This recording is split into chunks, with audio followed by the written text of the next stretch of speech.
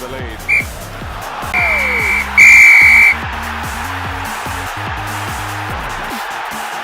splendid from Arsenal, and Manchester United in a real mess at the moment.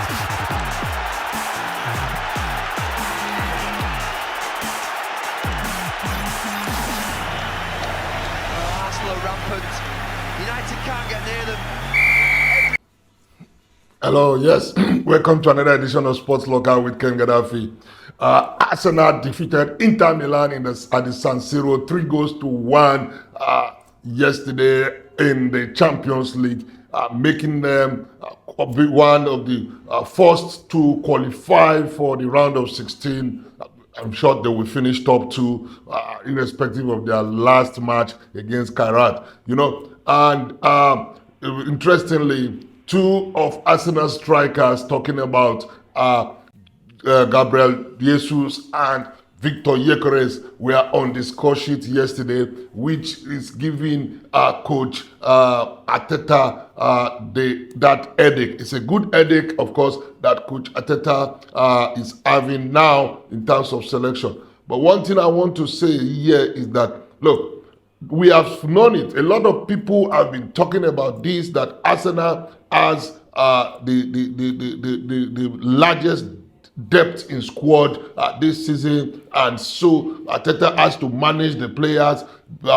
If despite the injuries to key players, Arsenal have been going, and they are top of the league. They are top of the Champions League also. So now, there's one thing that people are already talking about, which I really don't see why the fans and rivals and pundits keep asking this question: who is he going to start among the top strikers, especially now that Jesus is back, Kai Havertz is back, and they have been giving the sticks to Gyökeres, that Gyökeres has not been performing or scoring the goals.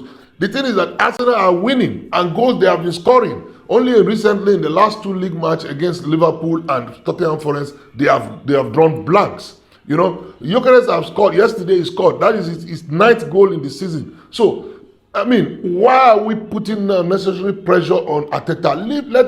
Let Arteta make his decision. You keep asking him, people are asking him, who are you going to start? People are asking, the fans here are talking and putting unnecessary pressure.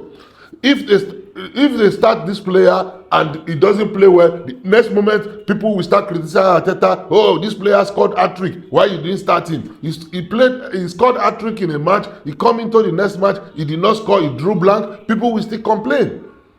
At this time of the season, there should be no distraction. We have the largest squad. In short, we can produce 3 first 11s. Look at the team that played yesterday. Almost 6 or 7 changes to the starting lineup, and nobody felt that there were new people. Even when Rice and the other players came in, Gabriel, they came in, it was even not necessary, because with or without them, the team that started that game will have won it. Sometimes when Trossard start, people will start saying, oh no, Martinelli should start. When Martinelli start, people will say, no, Trossard should start. When Eze start, people will say, no, Odegaard should start. When Odegaard start, people will say, no, Madueke should start. When Madueke start, people will say, no, Saka should start. If Saka start, people will say, no, Gyökeres should start. Why?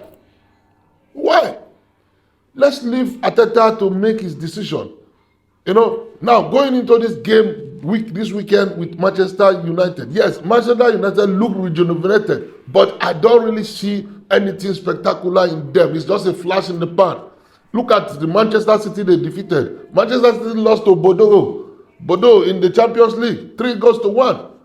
Consider 3 goals. It shows Manchester United and Manchester City defense at the moment are porous.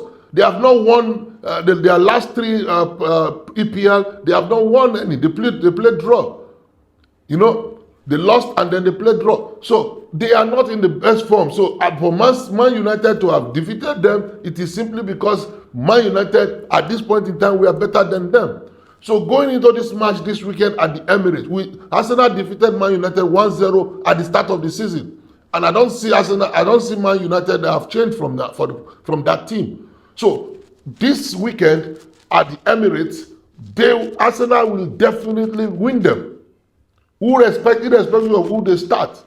Is it Gyökeres or Jesus? Yes, Jesus is on comfort. But one thing we have to be concerned about is that he is just coming back from 11-month injury.